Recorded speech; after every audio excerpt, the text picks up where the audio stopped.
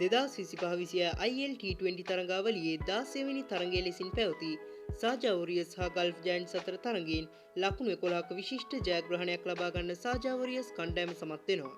එහිදී පළමුවෙන් පන්දුවට පහර දුන් සාජා වොරියර්ස් පිතිකරුවන් රැස් කළ ලකුණු 174ක ඉලක්කය හඹා ගිය ගල්ෆ් ජයන්ට්ස් පිතිකරුවන්ට එරෙහිව විශිෂ්ට ගණයේ පන්දු යැවීමක නිරත වෙමින් සාජා වොරියර්ස් කණ්ඩායමට ජයග්‍රහණය ගෙනීමට මතීෂ පතින ප්‍රබල දායකත්වයක් සපයනවා.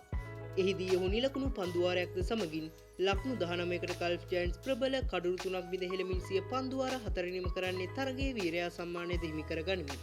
තරගයෙන් අනතුරුව පැවති මාධ්‍ය හමුවේදී සාජා වොරියර්ස් නායක සිකන්දර් රාසා පවසා සිටියේ පතිරණ දිතා හොඳින් ඔහුගේ කාර්යය ඉටු කළ බවත් සිය කණ්ඩායමේ අද ජයග්‍රහණයට ලොකු මෙහෙයක් ඉටු කළ ඔහු තරගයේ වීරයා සම්මානය හිමි කර ගනිමින් බැබලෙනවා දැකීම තමට ඉතා සතුටට කාරණයක් බවයි. එසේම පතිරණද තරගයේ වීරයා සම්මානය හිමි කර ගැනීමෙන් පසුව අද දවසේ සිය පන්දු යැවීම ගැන පවසා සිටියේ මෙවන් අදහසක්. ඇත්තටම මම අද තරගයේ හොඳින් පන්දු යැව්වා. ඒ ගැන මට ගොඩක් සතුටුයි. ඇත්තටම මම මේ සතුට විඳින්නේ සම්පූර්ණයෙන්ම වසරකට පමණ පසුවයි. මොකද මම ගෙවුණු මාස කිහිපයේ ලොකු කඩාවැටීමකට ලක් වුණා.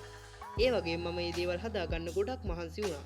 ඇත්තටම මට තවත් ගොඩක් දේවල් හදාගන්න තියෙනවා. මම තාමත් මගේ පරණ සුපුරුදු රිද්මේ නෑ කියලායි මං හිතන්නේ. ඒත් අද දවසේ පන්දු යැවීම මගේ ආත්ම විශ්වාසය ඉහළ නංවා ගැනීමට ගොඩක් උදව් වුණා. ඒ වගේම පැතුම් ඇතුළු අපේ කොල්ලෝ ටිකත් ගොඩක් හොඳින් මේ තරඟාවලියේ පර්ෆෝම් කරනවා. මම හිතන්නේ ලබන වසරේ ලෝක කුසලානයට ඒක අපිට හොඳ ප්ලස් පොයින්ට් එකක්. මොකද ලෝක කුසලානේ තියෙන්නේ අපේ හෝම් කන්ඩිෂන් වල.